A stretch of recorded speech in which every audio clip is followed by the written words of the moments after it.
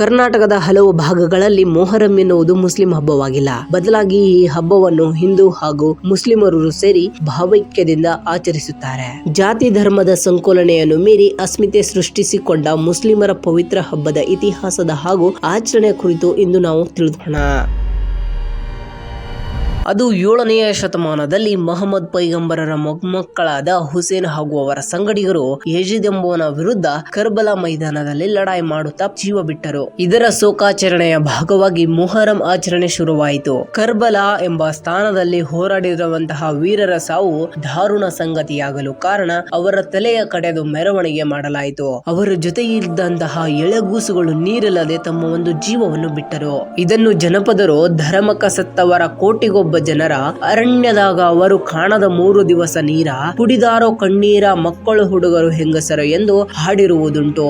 ಇಂತಹ ದುಗುಡದ ನೆನಪಿನಲ್ಲಿ ಹುಟ್ಟಿದ ಧಾರ್ಮಿಕ ಆಚರಣೆಯೊಂದು ಕರ್ನಾಟಕದಲ್ಲಿ ಸಾಂಸ್ಕೃತಿಕ ಆಚರಣೆಯಾಗಿ ರೂಪಾಂತರ ಪಡೆಯಿತು. ಉತ್ತರ ಕರ್ನಾಟಕದಲ್ಲಿ ಎಲ್ಲ ಧರ್ಮದ ಜಾತಿಯ ಜನರು ಒಟ್ಟಾಗಿ ಆಚರಿಸುವ ಊರ ಹಬ್ಬವಾಯಿತು. ಹೀಗಾಗಿ ಮುಸ್ಲಿಮರೇ ಇಲ್ಲದ ನೂರಾರು ಊರುಗಳಲ್ಲೂ ಮೊಹರಂ ನಡೆಯುತ್ತದೆ. ಮೊಹರಂರಲ್ಲಿ ಶೋಕಗೀತೆಯ ರಚನೆ, ಹಾಡಿಕೆ, ಕುಣಿತ, ವೇಷಗಾರಿಕೆ, ಮೆರವಣಿಗೆ, ವಿಶೇಷ ಆಹಾರಗಳು, ಆಯಾಮಗಳಿವೆ. ಇದರ ಫಲವಾಗಿ ಕರ್ನಾಟಕದಲ್ಲಿ ಹಾಡು ಕಟ್ಟುವ ಸಾವಿರಾರು ಶಾಹಿರರು, ಗಾಯಕರು ಇದ್ದಾರೆ. ಹೆಜ್ಜೆ ಕುಣಿತ, ಕೊಡಂಗಿ ಕುಣಿತ, ಡಬಗಳ್ಳಿ ಕುಣಿತ ಮಾಡುವ, ಹುಲಿವೇಷ, ಅಚೊಳ್ಳಿ ಸೊಗು, ಬಡಂಗ ವೇಷ ಹಾಕುವ, ಹರಿಕೆಯನ್ನು ಹೊತ್ತಿರುವ ಕಲಾವಿದರು ಆ ಮೊಹರಂ ದಿನವಂದು ತಮ್ಮ ಒಂದು ಹರಿಕೆಯನ್ನು ಪ್ರದರ್ಶನ ಮಾಡಲಾಗುತ್ತದೆ. ಈ ಮೊಹರಂ ಹಬ್ಬವನ್ನು ಕೆಲವೊಂದು ಕಡೆ ಕೆಲವೊಂದು ರೀತಿಯಲ್ಲಿ ಆಚರಿಸಲಾಗುತ್ತದೆ. ಅದರಂತೆಯೇ ಬಿಳ್ಗಿ ಎಂಬ ಊರಲ್ಲಿ ಉರಿಯುವ ವೃಕ್ಷವನ್ನು ತೇರಿನಂತೆ ಮಾಡುತ್ತಾರೆ. ಆಯಾ ಊರಿನಲ್ಲಿ ಯಜೀದನ ಬದಲು ರಾವಣನ ಪ್ರತಿಕೃತಿಯನ್ನು ಸುಡುತ್ತಾರೆ. ಮುದಗಲ್ಲಿನಲ್ಲಿನ ಹಸನ್ ಹುಸೇನರ ಮಿಲನದ ದೃಶ್ಯವನ್ನು ನಾಟಕವಾಗಿ ಪ್ರದರ್ಶಿಸುತ್ತಾರೆ. ಕೆಲವು ಊರಿನಲ್ಲಿ ಮುಸ್ಲಿಮೇತರು ಫಕೀರರಂತೆ ವೇಷ ಧರಿಸುತ್ತಾರೆ. ಮುಸ್ಲಿಮೇತರ ಕುಟುಂಬಗಳು 5 ಫಕೀರರಿಗೆ ಆಹಾರ ಕೊಟ್ಟ ನಂತರ ಮಾತ್ರ ತಾವು ಊಟ ಮಾಡುತ್ತಾರೆ. ಕೆಲವು ಭಾಗಗಳಲ್ಲಿ ಕುರಿಬ್ಯಾಟೆ ಎಂಬ ಪದ್ಧತಿಯನ್ನು ಪಾಲಿಸುತ್ತಾರೆ. ಇದು ಕೇವಲ ಧಾರ್ಮಿಕ ಆಚರಣೆ ಮಾತ್ರವಲ್ಲ, ಮಾನವೀಯತೆಯ ಪ್ರತೀಕವಾಗಿದೆ. ಬಾಗಲಕೋಟೆ, ವಿಜಯಪುರ ಸೀಮೆಯಲ್ಲಿ ಆಫ್ರಿಕನ್ ಸಿದ್ಧಿಗಳನ್ನು ನೆನಪಿಸುವ ಅಚೊಳ್ಳಿ ಬಿಚೊಳ್ಳಿ ಸೊಗುಗಳಿವೆ. ಈ ಸೋಗಿಗೆ ಮುಖಕ್ಕೆ ಕಪ್ಪು ಮಸಿ ಬೆಳೆದು ಸೊಂಟಕ್ಕೆ ಗಂಟೆ ಕಟ್ಟಿ ತಲೆಗೆ ಲಾಲಿಯಾಕಾರದ ಅಲಂಕೃತ ಟೋಪಿ ಧರಿಸುತ್ತಾರೆ. ಹೀಗೆ ಉತ್ತರ ಕರ್ನಾಟಕದ ಮೊಹರಂ ಬಹುರೂಪಿಯಾಗಿದೆ.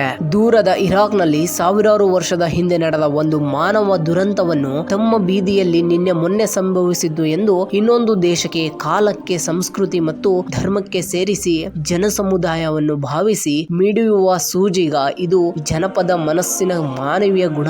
ಇಲ್ಲಿ ಚರಿತ್ರೆಯನ್ನು ಸಮಕಾಲೀನಗೊಳಿಸುವ ಗುಣವೂ ಇದೆ. ವಿಶೇಷವೇನೆಂದ್ರೆ ಕರ್ಬಲಾ ಹಾಡುಗಳಿಗೆ ದುರಂತದ ವಸ್ತುವಿಗೆ ಸ್ಥಳೀಯ ದುರಂತ ಘಟನೆಗಳು ಸೇರಿಸಿಕೊಳ್ಳುವುದು.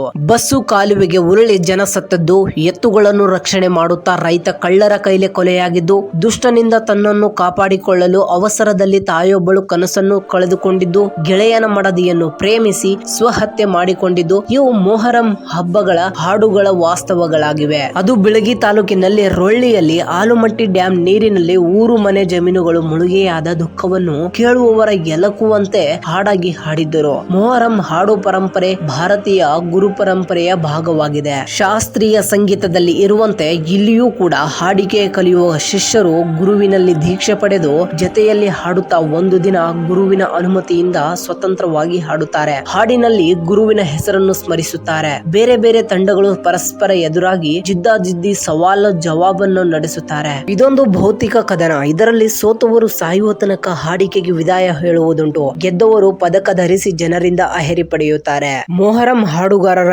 ಇಸ್ಲಾಮಿನ ಚರಿತ್ರೆ ಪುರಾಣಗಳಂತೆ ಮಹಾಭಾರತ, ರಾಮಾಯಣ, ಶಿವ ಪುರಾಣಗಳಲ್ಲಿಯೂ ಪರಿಣಿತಿ ಪಡೆದಿದ್ದಾರೆ. ಅವರು ಹಾಡುಗಳಲ್ಲಿ ಯಜೀದ್ ಹುಸೇನರ ಕದನದ ಚರಿತ್ರೆಯು ದೇಶಿ ಪುರಾಣಗಳ ಜೊತೆ ಬೆರೆತು ಬಿಡುತ್ತದೆ. ಬಾಗೇವಾಡ ತಾಲೂಕಿನಲ್ಲಿ ಪೈಗಂಬರರನ್ನು ರಾಮನನ್ನಾಗಿ, ಬಿಪಿ ಫಾತಿಮಾರನ್ನು ಸೀತೆಯನ್ನಾಗಿ, ಹಸನ ಹುಸೇನರನ್ನು ಲವಕುಶರನ್ನಾಗಿ ಸಮೀಕರಿಸಿ ಹಾಡುತ್ತಾರೆ. ಇದು ಭಾರತದ ನಿಜವಾದ ಸಾಂಸ್ಕೃತಿಕ ಪ್ರತಿಭೆ. ಮಧ್ಯಕಾಲೀನ ದೊರೆಗಳು ರಾಜ್ಯ ವಿಸ್ತರಣೆಗಾಗಿ ಮಾಡಿದ ರಾಜಕೀಯ ಯುದ್ಧಗಳನ್ನೇ ಇರಿಸಿಕೊಂಡು ಚರಿತ್ರೆ ಮತ್ತು ವರ್ತಮಾನವನ್ನು ನೋಡುವವರೆಗೂ ಜನ ಕಟ್ಟುವ ಈ ಸೃಜನಶೀಲ ಪರಂಪರೆ ತಿಳಿಯುವುದಿಲ್ಲ.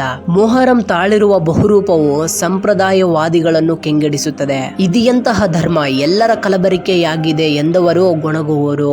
ಆದರೆ ಸಾಮಾನ್ಯ ಜನ ಧರ್ಮ ಜಾತಿಗಳನ್ನು ಮೀರಿ ಸೃಷ್ಟಿಸಿಕೊಂಡು ಅವರು ಅಸ್ಮಿತೆಯಾಗಿ ಮೊಹರಂ ರೂಪುಗೊಂಡ ಪ್ರಧಾನ ಧರ್ಮಗಳ ಸಂಘರ್ಷಕ್ಕೆ ಕಾಲ ಕರೆಯುತ್ತವೆ. ಪರಸ್ಪರ ಸಂವಾದ ಮಾಡುವ ಬಾಗಿಲು ಕಿಟಕಿಗಳನ್ನು ಮುಚ್ಚಿಕೊಳ್ಳುತ್ತವೆ. ಇಂತಹ ಸನ್ನಿವೇಶದಲ್ಲಿ ಧರ್ಮಗಳ ನಡುವೆ, ಸಂಸ್ಕೃತಿಗಳ ನಡುವೆ ಸಂವಾದ ಸಾಧ್ಯವಿದೆ ಎಂದು ಮೊಹರಂ ತೋರಿಸಿಕೊಡುತ್ತದೆ.